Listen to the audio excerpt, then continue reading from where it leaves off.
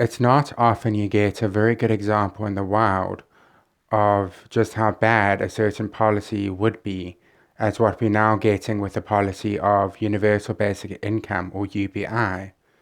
In America and elsewhere, as a result of the COVID-19 pandemic and government shutting down societies, COVID payments have been made to citizens in order to keep them going. Now, in some countries, such as Ireland, those payments have been made, but the general economy has continued to limp along and continue its growth and its success. But in the United States of America, something quite interesting has happened. With the Biden administration in power, the most recent jobs statistics have shown that a lot fewer jobs have been added to the American economy than expected. But at the same time as that is happening, you see a very wide range of businesses offering very good benefits to employees, offering incentives to come and work, offering all sorts of things to try and get employees, and they're just not getting the employees they need. At the same time, the American government is printing tons and tons and tons of money.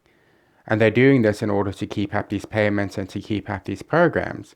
And yet people are not being incentivized to work because they're being incentivized to rather stay at home and take payments than go to work and have to work for a living. It might also be argued that a lot of America's current problems with rioting and other social problems are also a result of the old adage of idle hands do the devil's work, of this idea that where people are allowed to do whatever they want and aren't governed by the need to make a living in order to interact with other people, that they can do all sorts of things. When you talk about bread and circuses, the old example involving Rome, you're talking about the decline of Rome. You're talking about a situation where the Roman authorities would give people bread and would actually make it illegal for someone to free a slave because people were freeing their slaves in order for the slaves to go and get bread and bring it home to them, and so that they could share the bread that the slaves would then get. So what you get with a UBI type of payment is probably what you're already seeing with these COVID grants in America. You get people not wanting to work because they're actually being incentivized and paid not to work. Now, you might say that in the case of a UBI, it's this universal payment everyone gets. They get on top of their of what they do for their living, of their job. But there's so many jobs that people would simply not want to do. And you have a choice if you are given enough money to survive of, do I in fact want to work more? And the incentive is in the opposite direction. Now, the other problem is that modern currency is based on labor. It's based on work and incomes and what that brings in. So you might say, no, it's based on raw materials in some cases, but those raw materials are gained by labor. Labor is the basis of a modern economy's currency. Now, it isn't that the amount of labor is what it's worth, it's that the labor has to be worth something, but you're buying that skilled labor with your dollars. And when companies are struggling to get people to do work, to employ them to do work, the dollar is going to start losing some value. And you are already seeing within America, you see groceries going up in price. You see things like gas going up in price. What are the reasons for these? Well, one possible reason is inflation caused by the fact that more people have more money.